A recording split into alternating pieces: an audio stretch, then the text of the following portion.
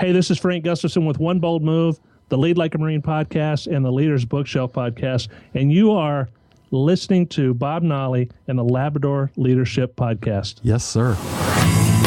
Live from the RVA, this is the Labrador Leadership Podcast with Dr. Bob Nolly. The program that brings you the leadership skills that can make you the most authentic, approachable leader for the sake of your business, your team, and for you. Now, here's Bob. Ladies and gentlemen, you found your way back once again, and thank you so much. Oh, it is just a gorgeous, beautiful, early fall afternoon in the RVA. Hope it's pretty where you are. I'm sure north of here, the colors have already blasted into action. Here, the tops of the trees are just starting to flame. It's gorgeous. We had 13 days of rain here. And yes, there are other areas in the country. I'm thinking of South Carolina, Charleston, all through there. Got it much worse than us with flooding. And if you all are listeners of the show there, we're praying for you. But here it is just beautiful. We had 13 days of rain here in a row, and the flooding was minor in comparison to lots of other places I said. But when the sun comes out, oh, everybody is just smiling. The corners of their mouth are turning up. It's good stuff. It's good stuff. Hey, during the time since we last talked, I had the opportunity to be immersed. That's a water term, sure. Immersed in the topic of project management. I have roots in project management, and I found myself thinking about comparing all the traits we've talked about for a successful leader, what a real great leader needs to do, and how that compares to what a project manager does. Is a project manager a leader? Well, I hit the buzzer there quickly and say, yes, absolutely, for sure. But I wonder how these list of qualities compare. PM Times had a post from Tim Berry, who listed what he thought were the top 10 traits, and I thought I'd share those with you here today. Number one, and that means not just one of 10, this is number one on the top of the heap for him, is inspiring a shared vision. A project manager has to have a vision of where to go and the ability to articulate it. I agree. When you talk about inspiring a shared vision, though, from a leadership perspective, we often think of a leader as the one that has to create that vision. Now, as a PM, you do need indeed to be able to do that. But very often, it is not a vision that you have created. And traditionally in leadership, when we talk about this, we talk about creating and sharing and selling a vision. But as a PM, often that vision is handed to you. And that makes it a little more difficult. That's a real challenge to your authenticity as a PM. Number two on the list, I would bump this to number one. Already I'm disagreeing. Number two, he has a good communicator. And you need to be able to communicate with people at all levels of the organization, from up in the C-suite, from sponsors, people that are holding the purse strings on the resources for the project, all the way down to every team member, every stakeholder at every level of the organization. And you have to be able to do that intuitively and very effectively, because you have just this entire network of conversations of support that are necessary to get that done. Number three, which ties in right into the communication skills, is a sense of integrity. The things that you do, the actions that the other team members observe, set the model for the team. And if they see a lack of integrity on your part as the PM, that your visions, your actions do not align with your words, you really are going to have a tough time bringing this project home. How do we judge a project as successful? More often than not, at some point we say on budget and on time. Well, a lack of integrity on your part as the PM, that's going to be very tough to do. But if you do have that present, then you can work on number 4, which is enthusiasm. And that's an easy one because we don't like working with people that have a negative attitude in nature. A negative attitude in nature. Who likes that? There is a real surge and call for positivism.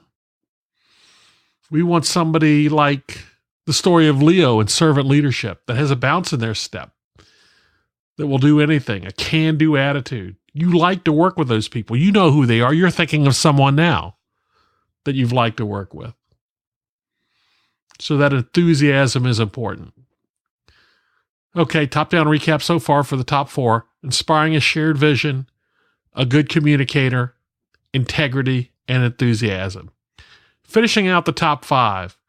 Well, here at the 5th place for project manager skills is the one that we have said all along is number 1 for a leader, and that is empathy. And here in this discussion, Tim Berry talks about the difference, and that's important, I think, between empathy and sympathy. And they're not really the same thing. Sympathy, you're absorbed in your own feelings as they are projected onto the other person. But empathy supposes the existence of that's a separate individual there. That person is different than you, but you could feel their emotional background. You know where they are. How do they do that? Well, a PM can do that by just acknowledging that folks have a piece of their life outside of the workplace, outside of the project. It's easy to sit there looking at a Gantt chart and looking at the critical path and trying to reassign resources and where the slack time is and just say, this resource here, as you put your finger on it, can do this in so many hours. And lots of times that is done with a lack of empathy. Number 6, competence. Competence in the PM role is super important. I think we've seen that recently in a growing requirement for certification, such as the PMP certification through the Project Management Institute. That's a reflection of competence. Now, folks, those of you that have heard of the PMP certification and know that it relates to project management, let me just tell you, that is no small hurdle. Anybody that has earned that certification has walked the walk and is competent in the ways of project management. Because you just can't go sit for the test, no matter how hard the test is. And it is being ratcheted up in difficulty through cycles, even as we speak. There's word that here, just 30 days from now, the degree of difficulty will be turned up again. Not everybody passes it. Not everybody ever passes it. It's kind of like the CPA test in that way. Now I've offended all the accountants. No, it's different, but there's a big part of the test-taking population that does not pass on the first time. And it reflects competence because you can't just go sit for this test and pass it. One requirement for the certification is you have to have a huge number of hours of experience working in specific roles in project management. And when you go to apply to take the exam, you have to have detailed explanation of what your role has been. Well, that was more than you wanted to hear about the PMP certification, but that's one point where competence comes into play there. Number 7, the ability to delegate tasks. Well, that kind of goes without saying. And this is where we circle around the whole concept of trust that we've talked so much about. The relationship that the project leader, the project manager has with that team, you have to generate some level of trust through the actions that you take. And that's going to give you the opportunity to delegate tasks. And the better you are at that, the better you get at that. So you must create those successes easily. All right, number 8 now.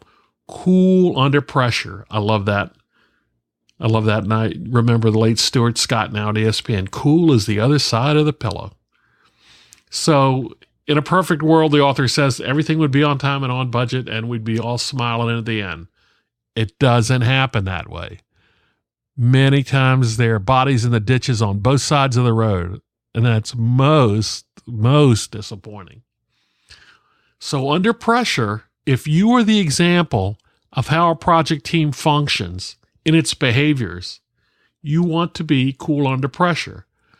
This goes back to inspiring a shared vision and being enthusiastic and empathetic. If you have your hair on fire, one of my favorite phrases, you can't get it done. Warren Bennis has this great quote, the late Warren Bennis. Out of the uncertainty and chaos of change, leaders rise up and articulate a new image of the future that pulls the project together. And never let them see you sweat. That's good. Okay, that's the first 8. Inspires a shared vision, good communicator, integrity, enthusiasm, empathy, competence, the ability to delegate tasks, and cool under pressure. Number 9, team building skills. You know, this is interesting, I think, because often in the PM role, you don't have a choice of who comes to the table to be on that team. Somebody outside of the team has decided that. Somebody outside of the scope is determining who's going to work on that project. So it might be easy to think, well, then these team building skills that the PM needs aren't really relevant. I think that makes them even more significant because now you're required to hold that team together. That's a team you did not select. You still will be responsible for building them and making them efficient, effective, even though you did not select them. So if you can get them to a cohesive unit, you have a chance. And number 10, wow, I guess I like number 10 being here, but it's almost a given. Number 10 is problem-solving skills.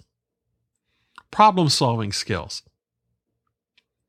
So even though you don't have to solve all the problems as the PM, you're going to share those responsibilities with everybody on the team. You have to have project and problem-solving skills for yourself. You have to help people get things solved. It can be as simple as a sentence that starts with, take a look at this, or think of it this way. But when one specific task or issue comes to the forefront and it does not get solved, you have to have the skills to make that happen. You need to find the resources to have the additional conversations. You need to know where to go to look and think more about how do we get the answers here? You can't let an issue just sit there like a huge concrete roadblock and grind the project to the halt and cause slippage that is just intolerable. You have to have problem-solving skills. And that's number 10. Okay, I read through these twice, but I'm going to do it one more time. At the top of the list, number 1 is inspired a shared vision. And, I'm kind of lukewarm in that. Number 2 is a good communicator. 3 is integrity. 4 is enthusiasm. 5 is empathy, one of our favorites. Competence is number 6. That's where I talked about the PMP certification and what that reflects.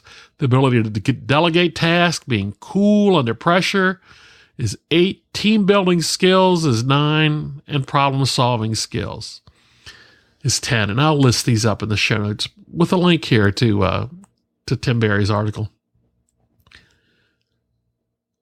The thought I'm left with here looking at this list overall is the importance of number 2. That's where I'm landing on this list, being a good communicator. There are all sorts of diagrams about the number of conversations that are at work as the project team grows. Think about on a circle, if there are 2 points on a circle and they represent team members and they're the only team members, what's the conversation? Well, if you draw a line across the circle between those 2 dots that represents that conversation, that's very simple. What if you have 3 people on the team? There are 3 dots on that circle. And then all of a sudden, you have a line from each dot to each of the other 2. And it looks like you have a little triangle inscribed in that circle. All right, what if there are 4 people on the team? So now there are 4 dots on that circle, and each one has 3 rays going out to each of the other dots. Sketch that out in front of yourself now, and then try it with 5 dots. Very quickly, if you have a project team of 10 people, look at the number of conversations that are at work there. And you in the PM role are responsible for more than just the 10, if that's the number of people on the team, just the 10 rays that are emanating from your point on the circle. You're responsible at a minimum, for at least being aware of what each of those rays represent. So not only do you have to be organized, you have to be a good communicator to talk about how we are going to get things done. What have we accomplished? What are the holdups? And that's important. I think we're going to talk more about this communication within the PM role again.